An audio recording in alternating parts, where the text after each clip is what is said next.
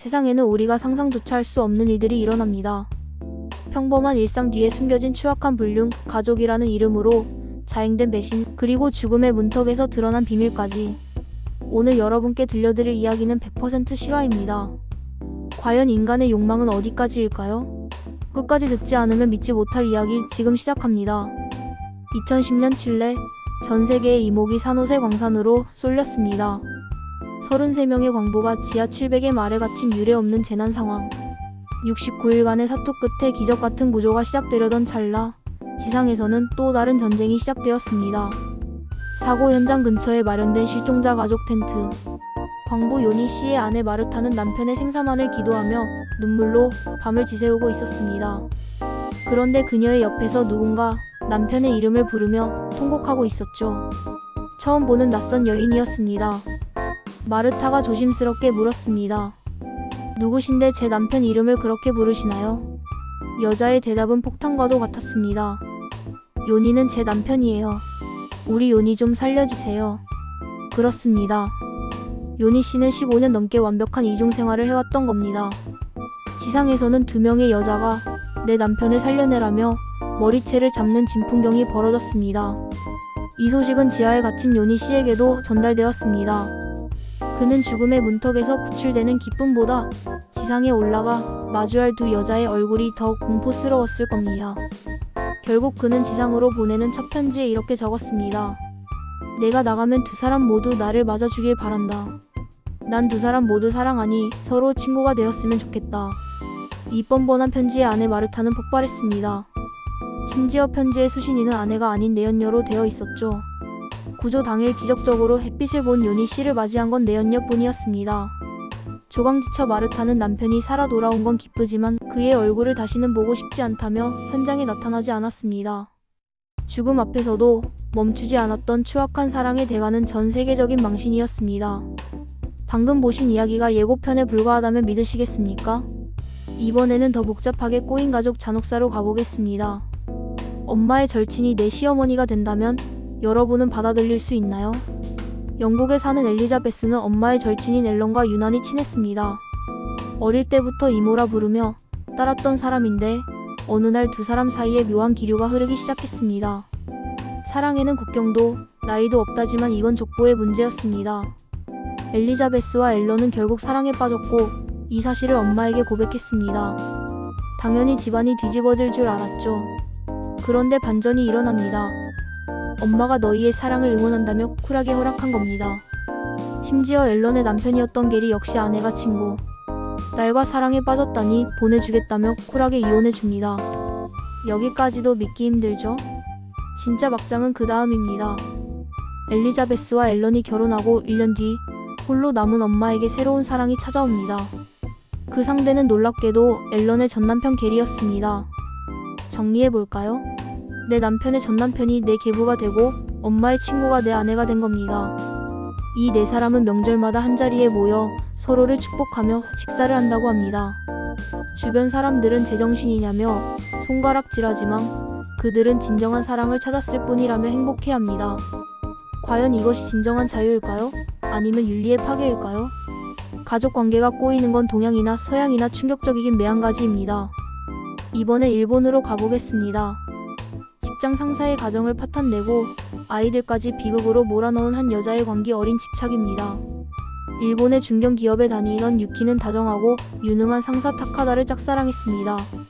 하지만 타카다는 이미 2 아이를 둔 유부남이었죠. 그러던 어느 날 타카다의 아내가 셋째를 유산하며 상심에 빠지자 유키는 이 틈을 놓치지 않았습니다. 위로하는 척 다가가 그의 마음을 사로잡았고 결국 불륜관계로 발전했습니다. 유키는 타카다에게 아내와 이혼하고 나와 결혼하자며 재촉했습니다. 심지어 자신도 아이를 가졌으니 더는 지체할 수 없다고 압박했죠. 타카다는 아내의 유산 때문에 조금만 기다려달라고 했지만 유키의 집착은 광기로 변했습니다. 그녀는 타카다의 아내가 친정에 가 있는 사이 그들의 행복한 보금자리에 침입했습니다. 그리고 거실에 휘발유를 뿌리고 불을 질렀습니다. 단순히 집을 태우려던 게 아니었습니다. 집 안에는 타카다가 목숨보다 아끼던 2 아이가 잠자고 있었습니다. 결국 2 아이는 빠져나오지 못한 채 목숨을 잃었습니다. 체포된 유키는 법정에서 소름 끼치는 말을 남겼습니다. 탁하다가 내 아이를 지우라고 해서 그에게도 아이를 잃은 기분을 느끼게 해주고 싶었다. 사랑이라는 이름으로 포장된 악마의 질투가 무고한 어린 생명들을 앗아간 비극적인 사건이었습니다. 사랑 때문에 인생을 건 사람들은 또 있습니다. 이번엔 법을 수호해야 할 사람들이 사랑 때문에 범죄자가 된 사례입니다. 일본 신주쿠 경찰서의 한 여경은 수사 도중 체포된 야쿠자 조직원을 보고 첫눈에 반했습니다. 거친 문신 뒤에 숨겨진 묘한 매력에 빠진 그녀는 수사 정보를 그에게 넘기기 시작했습니다. 내일 어디가 습격당할 거니까 조심해. 경찰의 방패가 범죄자의 창이 된 순간이었습니다. 결국 꼬리가 길면 잡히는 법, 그녀는 파면당했고 인생은 나락으로 떨어졌습니다. 미국에서도 비슷한 일이 있었습니다. 마약 사범의 변호를 맡았던 여성 변호사 매티어는 의뢰인과 금지된 사랑에 빠졌습니다. 남편이 9년형을 선고받자 그녀는 견딜 수 없었습니다. 결국 그녀는 변호사의 지위를 이용해 교도소의 허점을 파악했고 남편의 탈옥을 직접 도왔습니다. 탈옥 성공 후 두 사람은 식당에서 밥을 먹다 하루 만에 체포되었습니다. 그런데 더 황당한 건 그 다음입니다. 변호사 자격을 박탈당하고 감옥에 갇힌 그녀는 판사에게 이렇게 호소했습니다. 우리는 정말 사랑합니다. 제발 감옥 안에서라도 결혼하게 해주세요. 판사는 황당해하면서도 그들의 진심에 감동해 감옥 안에서의 결혼 증명서를 발급해줬습니다. 법치주의 국가에서 일어난 가장 낭만적이고도 멍청한 범죄였습니다. 돈이 너무 많아도 사랑 때문에 인생이 망가지는 법입니다. 이번엔 할리우드와 전 세계 재벌들의 막장 연애사로 들어가 보겠습니다. 100명의 내연녀를 거느린 회장님의 최후 궁금하시죠? 중국 최대 자산관리회사의 회장이었던 라이 샤오민. 그는 돈과 권력을 모두 가졌지만 욕심은 끝이 없었습니다. 수사 결과 그의 집에서는 현금만 460억 원이 발견되었는데 이건 시작에 불과했습니다. 그는 뇌물로 받은 돈으로 아파트 단지 하나를 통째로 샀습니다. 그리고 그 아파트 백채에 각기 다른 내연녀 100명을 살게 했습니다. 유명 연예인부터 부하 직원까지 그는 자신만의 할렘을 구축한 겁니다. 놀라운 건 이 100명의 여자가 같은 단지에 살면서도 서로의 존재를 묵인했다는 사실입니다. 라이 회장이 준 아파트와 생활비 때문이었죠. 하지만 그의 왕국은 영원할 수 없었습니다. 중국 당국의 부패 척결에 걸려든 그는 결국 사형을 선고받았습니다. 100명의 여인을 거느렸던 황태자는 총구 앞에서 쓸쓸히 생을 마감했습니다. 돈으로 사랑을 살 수 있다고 믿었던 재벌들의 비극은 이뿐만이 아닙니다. 싱가포르의 승무원 출신 제이미 추는 억만장자와 결혼했다가 이혼하면서 매달 위자료로만 4억 원을 받습니다. 하루에 1,200만 원씩 써야 하는 그녀는 SNS에 명품 가방 수백 개를 자랑하며 화려하게 살고 있죠. 누군가는 부러워하겠지만 그녀의 화려한 옷장 뒤에는 진실한 관계가 결핍된 차가운 고독이 숨어 있을지도 모릅니다. 재벌들의 이혼 전쟁은 위자료 액수부터 상상을 초월합니다. 이번엔 위자료 때문에 법률까지 바꿀 뻔한 역대급 이혼 스토리들입니다. 세계 최고의 부자 아마존의 제프 베이조스가 이혼할 때 전 세계가 들썩였습니다. 위자료가 무려 40조 원이었기 때문입니다. 하지만 그의 아내 맥킨지는 그 돈을 받을 자격이 충분했습니다. 아마존의 첫 번째 직원이자 창업 공신이었으니까요. 그녀는 위자료를 받자마자 절반 이상을 기부하며 노블레스 오블리주가 무엇인지 보여줬습니다. 반면 위자료를 한 푼이라도 아끼기 위해 머리를 굴린 남자도 있습니다. 바로 도널드 트럼프입니다. 그는 3번의 결혼과 이혼을 거치며 혼전 계약서 전도사가 되었습니다. 첫 번째 아내와 이혼할 때 계약서 덕분에 수천억 원을 아낀 그는 두 번째 아내와는 이혼 후 나에 대한 비난이나 인터뷰를 절대 하지 않는다는 조항까지 넣었습니다.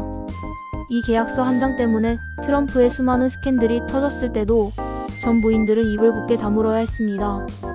사랑을 시작하기 전부터 이별을 준비하는 계약서라니 참으로 비즈니스적인 사랑이 아닐 수 없습니다. 마지막 이야기는 인간의 뒤틀린 욕망이 외모까지 어떻게 바꾸어 놓았는지 보여주는 슬픈 실화입니다. 남편의 사랑을 갈구하다 괴물이 된 여인의 이야기입니다. 미국 사교계의 스타였던 조슬린. 그녀는 억만장자 남편이 자신에게 흥미를 잃자 공포에 빠졌습니다. 남편이 유독 고양이과 동물을 좋아한다는 사실을 안 그녀는 극단적인 선택을 합니다. 성형수술을 통해 자신의 얼굴을 고양이처럼 바꾸기로 한 겁니다. 그녀는 무려 40억 원을 들여 눈을 찢고 입술을 부풀렸습니다. 하지만 결과는 처참했습니다. 거울 속에는 아름다운 아내 대신 기괴한 괴물이 서 있었죠. 남편은 그녀의 얼굴을 보고 비명을 지르며 도망쳤고 결국 이혼을 통보했습니다. 그녀는 이혼 위자료로 수조 원을 받았지만 잃어버린 얼굴과 청춘은 되찾을 수 없었습니다. 현재도 그녀는 자신의 얼굴이 아름답다고 믿으며 성형을 멈추지 않고 있습니다. 타인의 기준에 맞추려다 자기 자신을 잃어버린 한 여자의 비극은 우리에게 진정한 아름다움이 무엇인지 다시 생각하게 합니다. 오늘 들려드린 7가지 실화 어떠셨나요? 영화보다 더 영화 같은 일들이 실제로 우리 곁에서 일어나고 있습니다. 욕망은 끝이 없고 그 욕망의 끝에는 언제나 허무함과 대가가 따르기 마련입니다. 여러분은 어떤 사연이 가장 충격적이셨나요? 댓글로 의견 남겨주시고 구독과 좋아요는 더 놀라운 이야기를 가져오는 힘이 됩니다. 지금까지 승진일상이었습니다. 시청해주셔서 감사합니다.